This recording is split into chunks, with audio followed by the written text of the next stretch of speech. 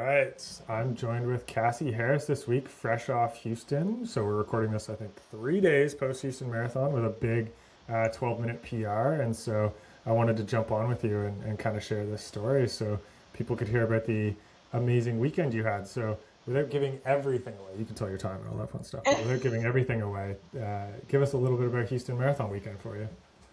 Yeah, so I had a huge PR. It was 12 minutes.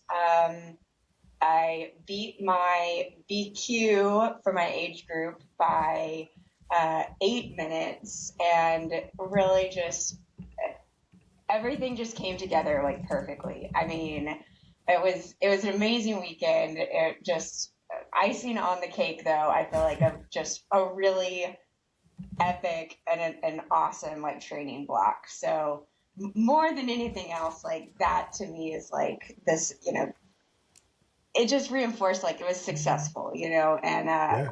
we had a great training block, and I went in really, really excited to do the race. Yeah, it's good. So I know we had talked a little bit like the week of, and you were super bored. You were, don't get me wrong, was it knitting? I always screw up knitting and crocheting. Which one was it? yeah. Okay, I'm sorry, I'm throwing you under the No. bus right away.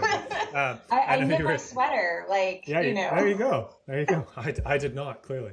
Um, and and I know you were like, it seemed to me like you were quietly confident, like you were waiting for the race to happen. It was you were like, hurry up and show up kind of Yeah. thing. Yeah. And so juxtapose that a little bit with like where you were as a runner before. You've done multiple marathons. This isn't your first rodeo. You've been chasing that BQ. You came to me in May of 2025, so about 7 months really for this build, and you had some, lower leg injuries and such. So maybe paint us a picture of where you were kind of like in May thinking about this build. Like you're from Houston, so obviously it's your guys' big flagship marathon. You're lucky Yeah. it's a fast one, right? Yeah. But where were you kind of in May as a runner and chasing goals? Maybe so people can get to know you a little bit before we Yeah. dive in. So I'll actually go like way back. I Mm-hmm. did my first marathon in 2012 with my mom, and it was one of those like classic, like we started running, we decided to do a half marathon, and then it was like, well, we're doing half, we might as well like go for a full, Yeah. which is horrible advice. And did Marine Corps, and I Okay. finished Marine Corps in like 5 hours, 15 minutes or something, Okay. 25 minutes, something like that. And my mom beat me. All So right. that like started like the like competition. So in quick succession, I did three more, including Chicago. And I got my marathon time. I did break 4 hours in one of those, but I ended that like 3 years so burnt out, just like hated running, hated all of that. And I didn't do another marathon for 10 years. Wow. So before I, started with you in 2024, I had decided to start training for another marathon. I was like, I'd done a bunch of other stuff, gotten into cycling, gotten into like various sports, and was like, I'm ready to go back to running.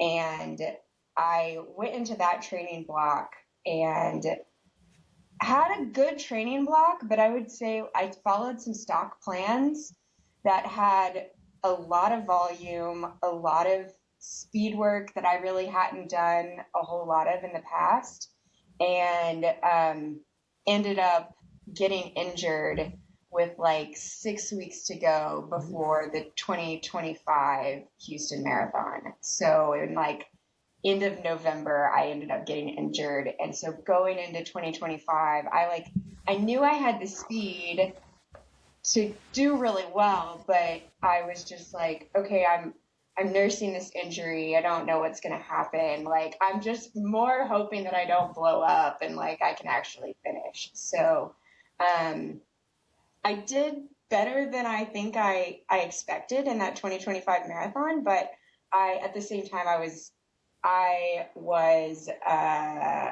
really kind of worried about what was going to happen. And then, so kept running, started cycling some more, went on vacation and didn't do anything. And when I came back from vacation and I started running again, I immediately like re-injured myself.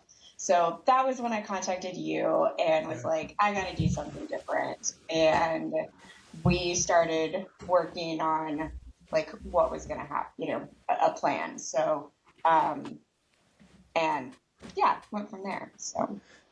Yeah, well, I mean, obviously, we let off the top. You crushed it with a 12-minute PR like 6, 7 months in. But you had mentioned using stock plans before, and I'm not trying to disparage them, to be clear here. But what made you realize that those weren't enough anymore for you? Because like you've got, I love this. This isn't a negative. Like you've got like what I call like quiet competitiveness. You're not like boisterous. You're not like out there with it. But like I can tell every time we talk and engage, it's like she's competitive. Like she wants this, right? And so I have to imagine that factored into a little bit. But like what at the end of the day was like, okay, this isn't getting me where I want to go, or I'm missing something. Like what was it that made you think I needed that change for more like individualization for training?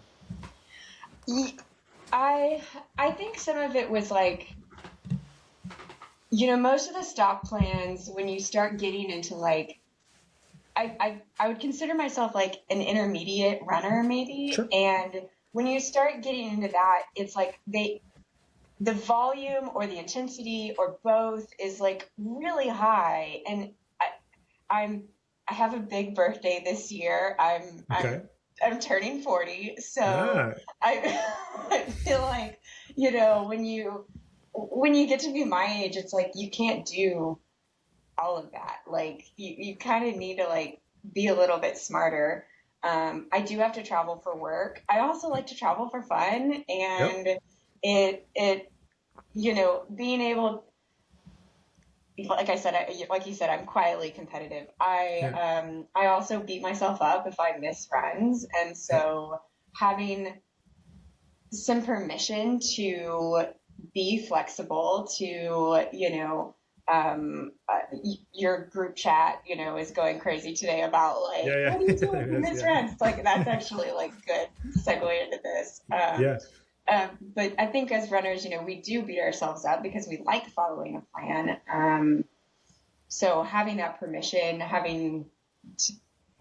in some ways, you know, you always give like 1 week at a time. And I think that's another, like mentally, I'm not like stressing about what's coming next. I can kind of focus on, okay, we're doing this week. I can do this, like, okay. And then we'll see how it goes and adjust from there. And so, that was very, very helpful for me mentally. Yeah, no, it's interesting because I know I get some athletes who are like, hey, can you give me a whole month? And I'm like, I could, but I'm probably going to change it like 5 times. Let's be honest here. And it's one of the things I love about individual coaching. And I've done stock plan stuff, and maybe I will in the future, because I get like it's sometimes price inhibitive too, right, for people to have an individual coach. But you know, for you, we talked about this a little bit before coming on. There was music festivals, there was travel, there was work, there was amazing times that you wanted to have in your life, right? Yeah. And I think for a lot of athletes coming from stock plans, being able to like message someone and get that reassurance or change a week versus like thinking about yourself, like, oh, I got to fit all this in. Like, I remember, was it 5 weeks ago, 6 weeks ago? Was it the Austin Music Festival like 5 weeks ago, 6 weeks ago, something like that? I went to ACL at the beginning of October, and then Vegas at the beginning of November. Right, that's what it was, right? And we was like, okay, we're going to shift that. We're going to move this long run. And it's like, you don't need to get everything in. Take that day. It's fun, right? And I think a lot of runners coming from stock plans and individualization appreciate that, because sometimes you'll just try to crush everything in, or you'll make runs longer to get the total minutes. And so, like, did you find that gave you a bit of peace of mind and trust? It's like, okay, somebody else is thinking about this. I don't have to try and cram it together or piece it. Absolutely. Absolutely. Especially, you know, when you're doing things that are still active, that you feel like, you know, I went hiking with my mom, like at one point in time, like during this build, and, you know, I was going to be spending like 6 hours on the trail, but it's like, that counts. I don't actually need to like then go run after that. Like it's all part of it. So yeah, absolutely. And I think especially for somebody like yourself, and you can describe it if you want, but you had like a series of like repetitive lower leg injuries coming into this that even we were navigating throughout the build. And I think for athletes in your position, there's almost this like distrust of body. It's where it can go one of two ways. Either I've got to keep doing everything so it doesn't deload, or if I do these other things, it will flare up. And I think that's a lot for athletes to try to amalgamate, along with the subjectivity of trying to chase a goal too. Yeah. Right. And Absolutely. so with that injury, like what was going on and what were your thoughts throughout the build about how it kind of, it never like really went away per se. It always kind of like, it was hinting that it was there. Yeah. But how did you feel like this build relative to other builds, like you were able to manage it? Yeah. At the very beginning, you and I like kind of played a lot with like both volume, like ramp up.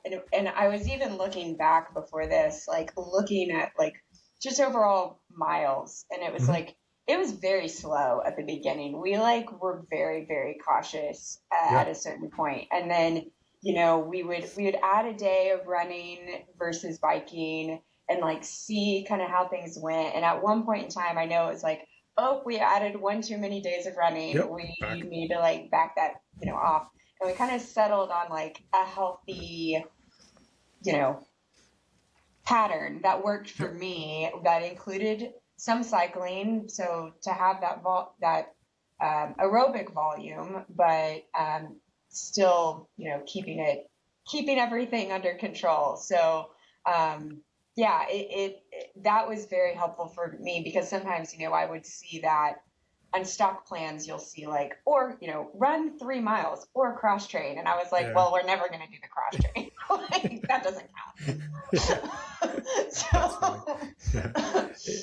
It's interesting because one of the ways I try to conceptualize injuries, and very much so did this for you in the beginning, is if you look at an injury or pain is essentially a signal from that tissue that the load that you are putting it under exceeds its capability, right? And so when you tend to think about injuries that way, you don't think about like volume or mileage. It's like how many days per week, back-to-back days, 3 days in a row, right? And so in the beginning, that's why I was very cautious because I was trying to gather as much information as possible about how that injury responded, right?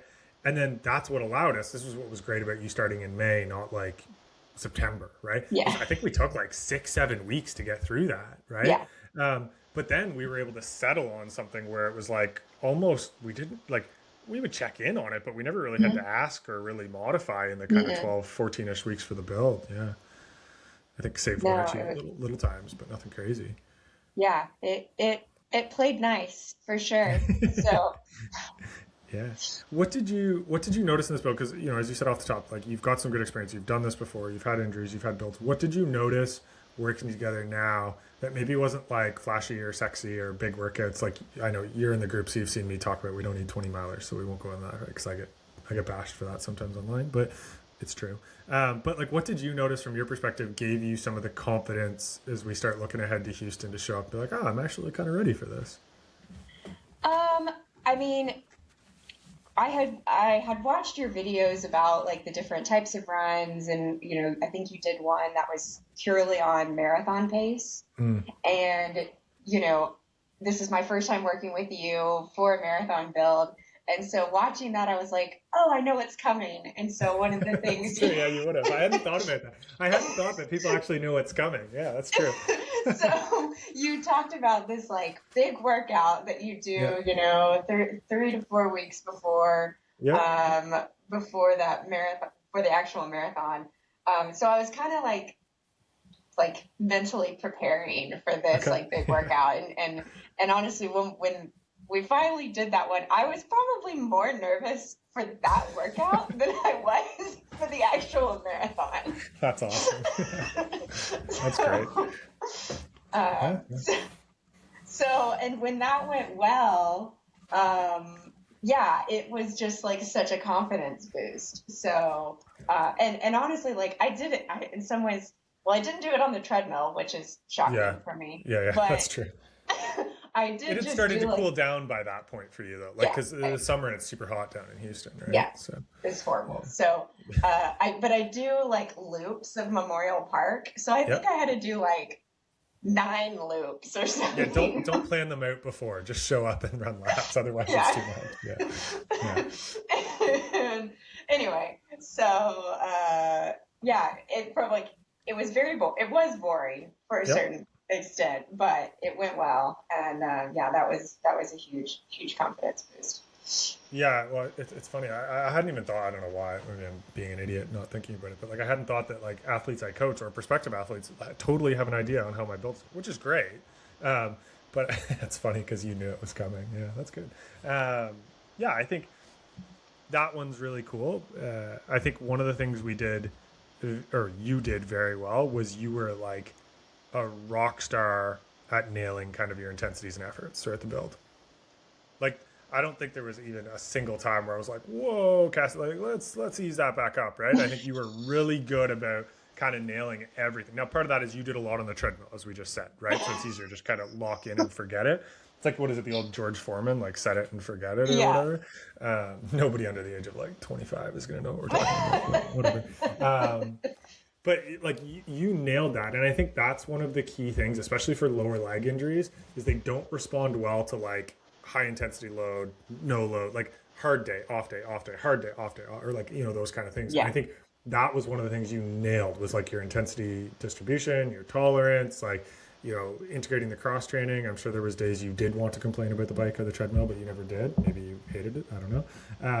But yeah, but you nailed that stuff. I think that was the stuff. Like if I look back at the 12-minute PR, like, yes, that workout gave us a really good clue, like when we heat adjusted it a little bit. But I think it was that stuff, that consistency, that like nailing the intensity and the spacing thing, that where I didn't have any words for you the week of the race. We were kind of like, I kind of think it's going to go really well. Pace it this way, and we talk about kind of how we went through it. But that was the stuff that stood out to me that really gave me the confidence that you were going to run well. What about you? Yeah, we did a lot more kind of easy work that I think I've even done in the past. Like I kind of mentioned, stock plans, it felt like they emphasize like intensity and a lot of mileage. And I feel like I was able, you allowed me to like build more of my aerobic capability. I think that was where I was really lacking, I think, was more of the aerobic capability. I had the speed, but I needed more easy mileage, really. Yeah. So doing that, I think, really helped. We talked early on about like nutrition as well, and some like nutrition. And I mean, again, like I went 10 years without running a marathon, and I feel like the nutrition game changed completely from that. So last year, I would say like I was starting to kind of do a better job on the nutrition side, but after you and I talked about like the products that you recommended, the number of carbs per hour that you recommended, I feel like that also really helped. I didn't fade at the end. Like I felt strong, you know. Mile 18 was kind of like, that's usually when like you're starting to get like mentally fatigued, like your body's starting to get fatigued, and you're kind of starting to get bored too. Yep. Especially on that course, it dies a little bit out there too, right? Yeah. Like, before you come back down, right? Mm-hmm. Yeah. It's interesting you touched on the easy run piece, because I know everywhere you go online, it's like, do this workout or hit this or this long run number and such. And I agree, like you have to have some intensity. I want to be clear. I'm not just saying go run, easy run. But one of the things I find for most people, and you can look at this, the example I always use, I ran the analysis on this a couple of years ago. More people, in particular on the men's side, but this is true on the women's side, qualify for the US trials with a half marathon than a marathon. Because it's really hard to be durable enough and nail it at the marathon level. It's easier at the half marathon level. And so this is where most people run into it. And I think this is in part where you were running up against it. You had a really good half marathon that if we looked at that, it's like, oh yeah, Cassie should be key, right? But it becomes a durability problem. So you had a durability aspect in two domains. One, injury concern, right? And then two, actually being able to hold, whether you want to call it form, fatigue resistance, whatever, in the later stages of the race. And so as a coach, I looked at that and was like, okay, well, we have to look at what's the biggest bang for our buck, like reward versus risk, right? And so we know injury risk goes down with more easy volume, consistent easy volume. Injury risk goes up with more workouts. So okay, well, the problem we're trying to solve is durability, both from an injury perspective and late in a race perspective. Well, running more easy solves both of those, right? And so that was why I took that approach with you. Like, we weren't doing much speed stuff. There was like one session a week, and every second week some marathon pace stuff. And but for you, I think the biggest thing you saw, like probably if you looked at it from a proportion, like percentage wise, of easy runs in this build versus easy runs in previous builds, it was probably up. I think when I looked at your training previous to now, like 20% more easy running, 25% more easy running relative to intensity. Yeah. So that's why we did that, because it didn't like solve, but it helped get us closer to the to the answer that we wanted, which is what you did. So, and then fueling. What did you use for fueling? So I had one bottle of like Scratch Lab. Yep. And then I had 8 gels total. 4 were like CIS, the Sport in Motion, 40 grams of carbs, and then 4 like Martin caffeine gels. Yep. And those I realized too late, those only had 20 something grams of carbs. Yeah, because they're 100s, they got the 25. Yeah. Yeah, and I felt it. I felt like a real difference in the miles that I would take that versus when I took the 40. The next time I feel like I would actually like take more. I would have more 40s than just the caffeine. Yeah, so one of the things you can do, let's think about this, we can file this for next time, I guess for anybody listening, is when you're doing a handheld like Scratch or Tailwind or whatever, intersperse your calf gels with the Scratch, because then you're like elongating the fluid intake, but getting the calf a little bit earlier on. Because to the best of my knowledge, I could be wrong on this, somebody will skewer me, but most of the calf gels tend to have lower carbohydrate intake. So then you can space it out with the fluids as well, and then go to the SIS or whatever you want to do. But I think a couple of the long runs, you had noted how much the fueling made a difference in terms of how you felt. Like once we started crossing the 230, 245-ish hour benchmark. Yeah. So cool. What was your longest run in miles? I don't remember.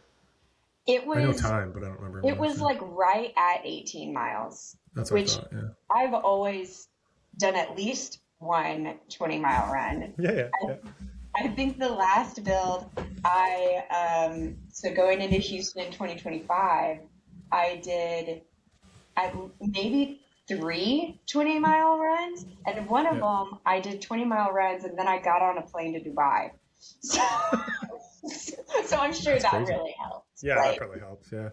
That's great. Yeah. Well, there you go. There's another person who ran a massive PR who didn't run a 20-mile run. I'm going to stick to that. It's happening. So, okay, let's actually talk about Houston, because we've probably dragged people through enough of the mud in terms of getting here. So week of, we touched on a little bit earlier, like super, quiet confidence, ready, showing up, waiting for it to happen. But what was that last couple days like for you as you were prepping? Were you starting to like get a little bit of like a dream that you might have like a PR? You're like really kind of hoping for it? Were you kind of trying to keep it even keel? What was that like, knowing that you were probably due for a good one? I was obsessing about the weather, because it had been like 80 degrees for like forever, and like with no break in sight. And then when that like 10-day like forecast came out, and it's like, there's maybe a front gonna come through. When I saw that, I was like, this happens. Like, let's go. it's on. Yep. So I just can't, of course, like Houston does this to me. And like every year there's some sort of crazy weather thing that's going on. So yeah, when that like solidified, was like, no, the front's going to come through on Saturday night. And so, Sunday morning is going to be in the 40s, low humidity, like all those like once in a lifetime Houston days that just happened. So, I started to feel like really confident. So just super confident. The night before, Friday night, I slept really great.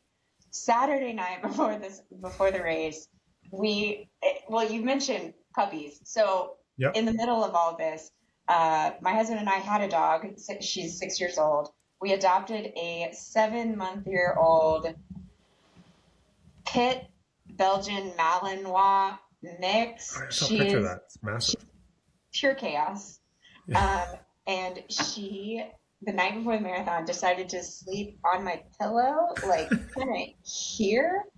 And like I woke up to her like biting my hair Okay. at like 11 o'clock, and I couldn't go back to sleep because I was so excited. And so I just started like visualizing like those like 8 miles, like 18 through 20, and like running through like, okay, what am I going to think about at this time? Like, what is going to be my like mental game going into this? And I just like kept thinking, and so I woke up the next morning, was like super excited, and just felt like I had the mental game. I had all of it was coming together. The weather was great. The training was great. Like I was just ready to go. So yeah, well, and go you did. And I want to talk about the pacing for a moment, because we had talked about it Wednesday or Thursday, I want to say, once we knew the weather was like it's going to happen, right? Which even then was probably a little bit too early for Texas, to be honest, but we went with it. Probably. And so I said to you, I think you should go out at 3:35 pace. I knew we both kind of agreed that you were faster than that. Was that something you had done in the past with marathoning, where it was like, look to start a little slower? Or were you like, if I'm trying to run X, I got to be like X from the gun? Yeah. Never.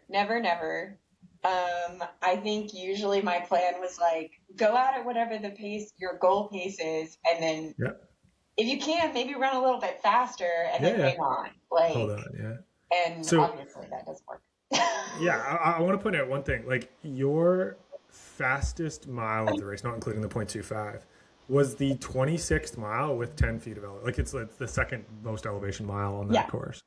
And it was 7:37. That was your fastest mile of the entire race. And when I had said 3:35s, now some people, they don't listen to that. They're like, man, we'll just see what happens. And then we find out.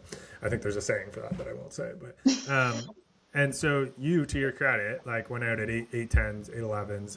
And we had said like the first 5-6 miles, just ease in, get it going. And I think what I had said to you, and I said to everybody, is like, if you're 30 seconds off at 5 miles and you still can't run the pace you're trying to run, you weren't going to do it anyways. Right? And to your credit, like it was like a light switch at 5 miles. So I was watching on the tracker. It was like 5 miles at like 8:05s, 8:10s. And then you hit 6 miles, like 7:52, 7:55, 7:53. And you just like brought it in and nailed it in. And so what was that like for you, with that being your first time pacing this way, to kind of go through the race and getting a little bit faster and feel better, and probably like passing people and passing some of the pace groups and big groups, because that 3:30 and 3:35 barrier, depending on the age group for BQs, is important, right? Well, we did that.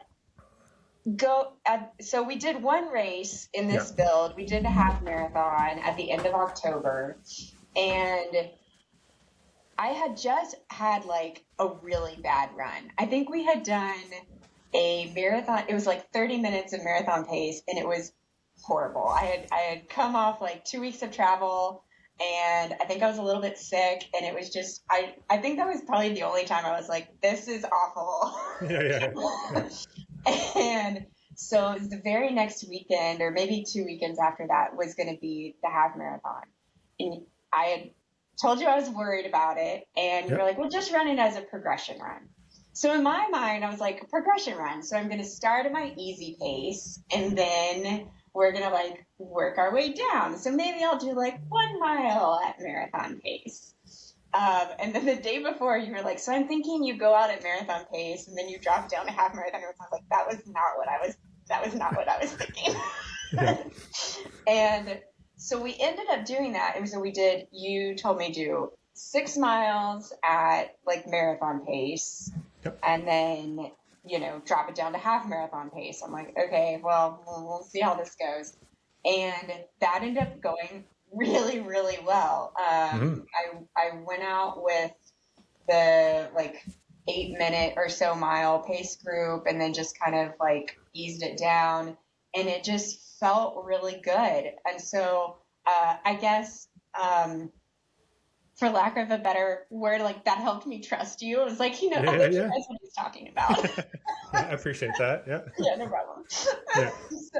So when you told me to do it, I was like, okay, he's, he knows what he's talking about. Just do what he says. And I think in some ways too, like the marathon's so long that you kind of I need like little mini projects within Yep. the marathon. So, you know, hitting those times, like those first 5 miles, no, we're going slow. You're going slow. This is the plan. Um, do this. It's like gives me something to like concentrate on. Okay, get through those first 5 miles. And then like, okay, we're gonna drop it down a little bit from there. And then we're gonna drop it down a little bit more. And Yep. it just kind of it gives you little like mini goals like throughout the Yeah. race so that you're not just looking because you look at 26.2 miles and be like I have to hold this pace for 26.2 Yep. miles like that's very mentally like hard like so yeah it gave me little like mini things to focus on. Absolutely. It's the other thing from a mental perspective that I always tell athletes because we just think about the pacing and the times, right? But from a mental perspective, if you go out on pace and it starts to get like hard at like 13 or 15 miles, you've already utilized a lot of mental bandwidth to stay on, Yes. right? And so it's that much harder to like keep going versus if you like start off a little bit easier. So you would have come through the half, give or take in, I can't remember off the top of my head, but you would have been what was it like 146 I think give or Yeah. take 147 give or take. Your second half marathon was like 141 142 and Yeah. so what was that like you must have just been rolling people up in the last half.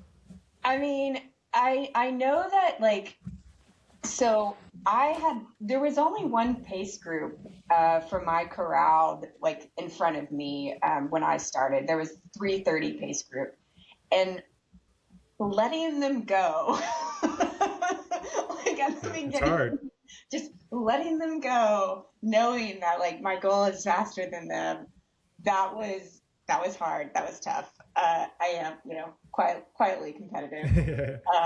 So uh, we, so I let them go, and then at mile like 22, I like see them in the distance, and at mile 25, I passed them, or 20, Yeah. 24 and a half, 25, Yeah. I passed them, and like that was such that was such a crazy feeling, Yeah. because yeah, It works so well, like obviously from a physiological perspective you're not getting in over your head and such, but then as a mental perspective when you're at like 18 19 20 and you're passing people, you don't just pass people. It's like a hot knife through butter. It's like there's no resistance, you're just gone, they're not near you, like, and that is so motivating, especially when you're like I'm on a day, like I'm running PR, this feels, look at what I'm doing, like you yeah. just get so many inputs of positivity, right? And so on that line, when was it you started to realize like, oh, this is a day, like this is going to be like big? Gosh. Um,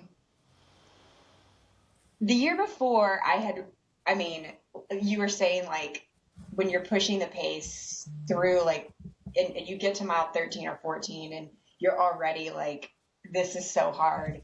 Um, I had gotten to mile 18 the year before and like, it just was like, I cannot hang on anymore. And so this year when I got to mile 18 and my mom and grandmother were like at the barrier and I could see them and I like waved to them. And at that point, like, I was like, I feel so good right now. Like, this is weird. Like, I can't believe I feel this good. Something should be hurting, like, at this point. Like, nothing was hurting. Um, breathing was feeling good. I wasn't like just gasping. I didn't feel like my legs were gonna give out from under me. I was like, no, I've got this. And then when you so for me, like mile 18 and 19, you then like cross under 610. And Yep. that's literally my drive home every day. So, and like where I do all of my like miles, and I knew I was going to see people. And so, like, I saw, you know, some girlfriends. I saw like then my husband and my mother-in-law were at mile 24. And so it just, by the time I got to that point, yeah, I was ready to be done, but Yeah, yeah, like of course. Yeah. it just felt, I just couldn't believe how easy it felt. Like I still was feeling good. So Yeah. anyway, yeah. Was did you know, like checking your watch? It depends how you have your watch set up, but did you know like 3:26 was like coming, or were you like, oh, I think I'm under 3:30. Let's see. Like, what was that I like? I did not look at total time like at all. Yeah. I very much tried to like ignore it. Yeah. So I would check my watch for like what pace am I at? What is this feeling, you know, and then kind of Yeah. doing like a body scan of like, Yep. you know, does this feel maintainable? Are you okay? You know, and then just kept going. So yeah. Yeah. How long after? Because obviously, like with the corrals, the clock isn't set up for you, right? Like it's set up for the first one. Yeah. How long after? Well, I guess you probably stopped your watch. Like, did you clue in right away? Yeah, Yeah. well, I just knew I knew kind of roughly what I had run like every mile. Yeah. So, and then I'd passed the 3:30 group. So it's like, oh, I'm under 3:30. I don't know how Yeah. much Yeah. under 3:30 I am, but I'm under 3:30.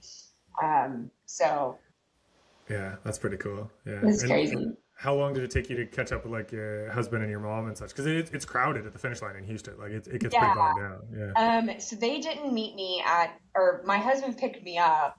Yeah. And I mean, it probably takes like 30 minutes to get, Oh you yeah. know, all through the things, pick up your stuff, and finally get over, you know, get to where he was waiting in the car. And actually, that was one of the, you and I were talking initially about how I really wasn't, I've quit, you know, I've finished marathons and like automatically you're just like, I literally can't walk anymore. Yeah. But I was like, no, I can keep going. Where are we going? Let's go for a Yeah. walk. That's awesome. Yeah. It brings me to a question I wanted to ask you because oftentimes when we have big breakthroughs, especially ones we've been chasing for a long time, like the BQ has been something you've wanted for a long time, right? Mhm. And so, what would you say this experience has done to kind of maybe change or reframe how you think about the next chapter of your running rather than, you know, just racing or doing a marathon or doing Boston? Like, has it, I know we're only a couple days past, but has it changed the way you think of yourself or what you're trying to achieve now or maybe what you thought was possible? Um, I I'm very good at goals once I like set my mind on something. And so I feel in some ways like, you know, there's thing kind of like if I set my mind to a goal, like I can achieve it. And I it might not be, you know, the next training block, but like they all add up over time. And Totally. I think that's like, you know, I think sometimes we look for immediate like success, like, oh, I want to, you know, I want to go from a BQ. Well, that took me 15 years to Yeah. get there. So, I think that's, you know, looking at the long game is important. Yeah. Um, so Absolutely. I don't know what Have the you next thing is. have you started looking at Boston accommodations and all that fun stuff? Because you're under Um, more than enough. Like you'll be in. So not quite yet, not quite yeah, yet. yeah, fair enough. Yeah. Hopefully. You know, we've talked a lot about like kind of the injuries and the plateaus and everything you've done. And so, you know, this moment was obviously so sweet for you to, you know, really, you know, get everything you wanted. But what would you say? Because I see so many runners. I'm sure you've come across them, you know, in run groups and, you know, on the run scene because there's so many runners in Houston. It's a big running city. But if somebody either you know or doesn't know, or sorry, somebody you know or you don't know was listening to this who's dealt with reoccurring injuries or burnouts or plateaus, like what would you tell them to help them kind of achieve the performances and the feelings and the you know sense of happiness it seems like you're at with running right now? Because you know I think that should be for everybody, but what would you say on your side of it having gone through it? Yeah, you know, I think sometimes like, you know, I have one friend in mind who ran her first marathon last year, but has suffered from a range of like injuries over the years. She finally ran her first marathon, and then she was building up for this one, was gonna, probably PR again, and got injured. And I think like, as runners, like we're always like, for the next build, it's like, okay, I need to work harder. I need to do more speed work, more mileage, more time, more straight, like more. And that you very much like proved to me like that is not the answer. It's not more. It's like it's personalized to you and what your deficit it's something that very specific that you're working on, and you can't work on everything at once. Like you need to maybe pick something, and like this build we're going to focus on this thing, or and I don't know if you think about it that way, but to me that's kind of how it felt. Like it wasn't more, was not the answer.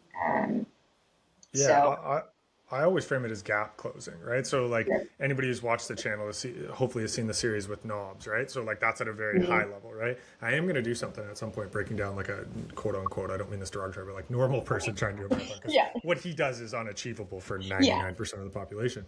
But I tried to talk about it in that series, and one of the reasons why I want to start talking to people like you after races is to show that like anybody can do this stuff if you're trying to close the right gaps, rather than just going out and chasing whatever be the fastest in your section at the run group, or crank the long run as fast as you can. Like if you think about it from a gap perspective, and this is like, I've got some project management in my background, so I use that language a lot, but what gaps need to be closed? So for you, like for the next marathon build, whenever that might be, we might have a different gap at that point, right? Like if we go back down and we do some shorter stuff over the summer or something, right? We might have a different gap that we're trying to close.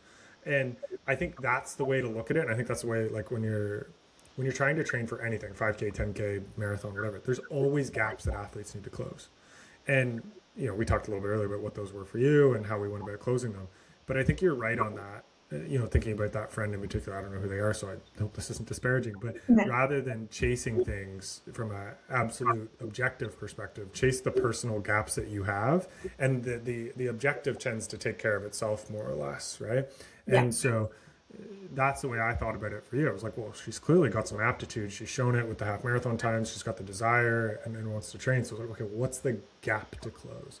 And I like that language. I know you were struggling to try and say like weakness or whatever, right? And that's why I like gap, because gap, like automatically when you hear it, is like, oh, I could close that gap, right?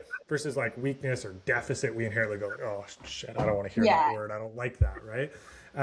And so that's what I kind of like to challenge. Okay, well, what's the gap we're trying to close? How do we want to close it? When do we have to close it, right? Because everybody's got different life things that are going on, but yeah, that's interesting. What else would you say for somebody who's, maybe on the cusp of being able to figure out some of those like kind of injuries and such, or, what do you think was the biggest, and this isn't me looking for a plug, you can say whatever you want, but what do you think was the biggest thing that allowed you to kind of close that gap? I mean, we talked about like managing that injury and again, finding the right volume. I think also like me personally, like I don't think I would have ever been able to, as a non, sports, medicine person, like I don't think I would have ever been able to diagnose my own gap. Like I needed a professional to tell me like, this is where we think you need to work, and that to me, like you were able to do that with like so quickly, more so than, I would have ever. A million chat GPT, like, tell me what's going on. Like, was never going to happen. So, so that's kind of, and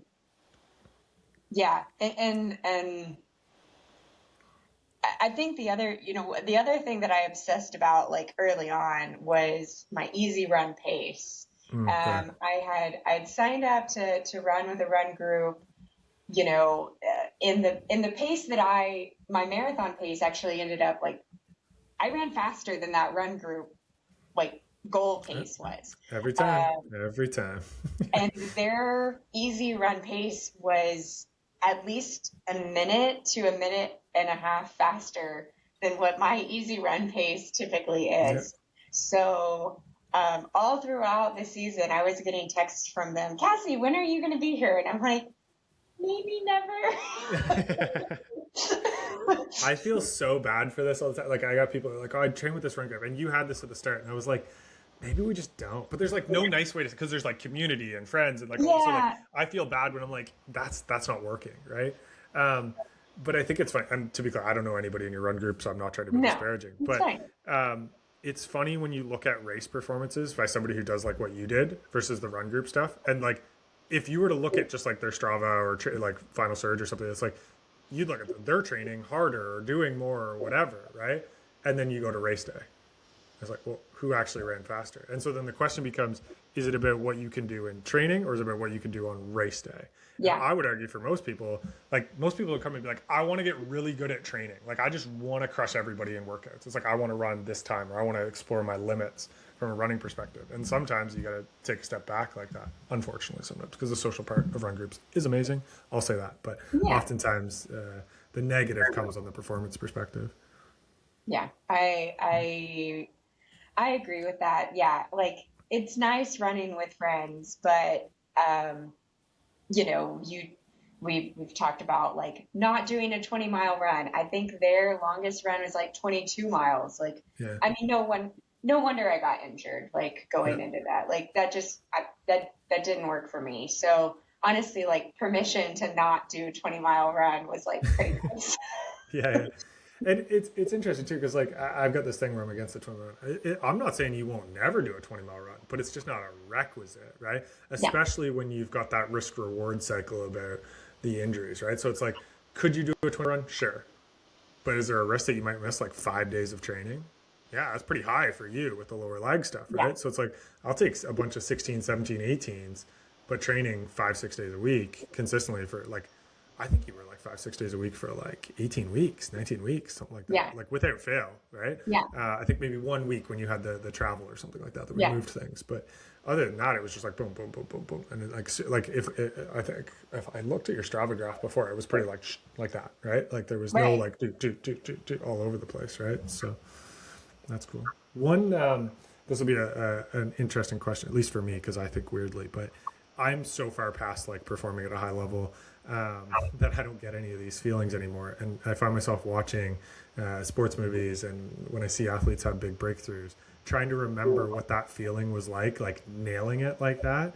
And so I'll ask you, what was it like crossing the line, the work you've done, the years you put in, you know, the trade-offs you've made in terms of family time, work, travel, all these things, to cross that line, not just hit your goal, like hit like your stretch goal even too, right? And then some. And so what was that feeling like? I know it's hard to describe, but if you think back to it, I'm always keen to hear this from people. You know, I, I, it almost to me was like validation a little bit. Like Yeah. going into it, I was, I don't think I was cocky, but like I was pretty confident that it was Yeah. like, this feels like all the things are lining up. It would something like pretty a black swan event or Yeah. whatever would have to happen for this to like go really off the rails. And so it just really felt like I'm, you know, I now have the little shiny like official time that I can say like, look, I did this, like, but I knew I had it in me. Like that's Yeah. kind of, and so that just, it just felt, I don't know, really good. Just Yeah. really just kind of, yeah. Yeah, I know it's so hard to describe. Like I can think back like one of my best races in my career. I still like can feel that feeling like in my bones and want to chase it. My bones don't allow me to chase it anymore. I can No. like feel it right where you want it. And so I always think it's cool for people to experience that because I find these things that we chase, like there's very few aspects in life where we like chase something and then get it, and like the reward on that is like exponential to the work you put in. It might not feel Mhm. like it when you're doing the work, but like when you do like what you did, it's like this just exponential reward, whatever you want to call it, dopamine, Yeah. serotonin, whatever, that's just like so far above and beyond anything else you went through, and it's just such a great feeling. So I like to hear I people mean, talk it about gives it. you like a confidence in like kind of all the other things in your life. Like it's not just running. It's like Yeah, if I worked this hard at, something else, like, you know, I can do hard things. absolutely. The, the mental game, I think, and the mental like strength that you build throughout these training blocks, throughout, doing that like really hard marathon pace Yeah, workout, like, those are the types of things that just build that like mental strength. I think, that's I every bit as important as like the physical stuff. Like if you don't have the mental game, then like the physical, you're never going to believe in yourself enough to know that you can make this happen. So absolutely. And it's interesting because like I do both sides. I do the mental yeah, performance and the run coaching, right?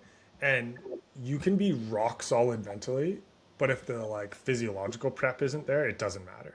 Like you no, can't fake your way through like hold your breath for 5 minutes just because you think right, harder about doing it. Like it's not going to work, right? yeah, And I think that's where a lot of people, they feel like they're mentally weak going into a marathon at X pace or X distance into the race. But it's really like, yes, maybe there's some of that, but you haven't been able to develop some of that resiliency. Like if I describe what you said as resiliency, because you haven't done the training that corresponds to give it to you, right? So then there becomes this like disconnect between the two that becomes really hard to patch together. And, maybe that's a good summary for how this build went for you. Is like you had the physical, you were doing the physical things, but it wasn't intentional to like match up to give you both the physical and the mental confidence to be able to go and perform. Is that fair to say? yeah, absolutely, Yeah, yeah. yeah, that's cool. What do you think runners should know about how you operated and what you did on race day? Is there anything we didn't talk about? No, I mean, no, I don't think so. I think the trust your coach when he tells you to go out slower than you want to. It does work, I promise. It really does. Yeah.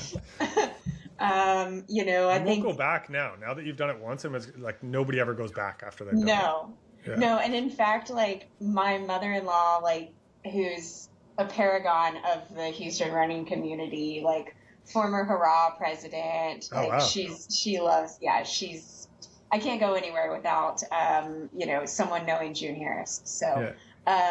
So one of her good running friends, apparently she had posted on Facebook how proud she was of me, and her friend apparently dived deep into my stats and like was like, and Kassie did what no other runner has done, which is negative split a marathon. We're like, that's Yeah, yeah, hilarious. that was the plan.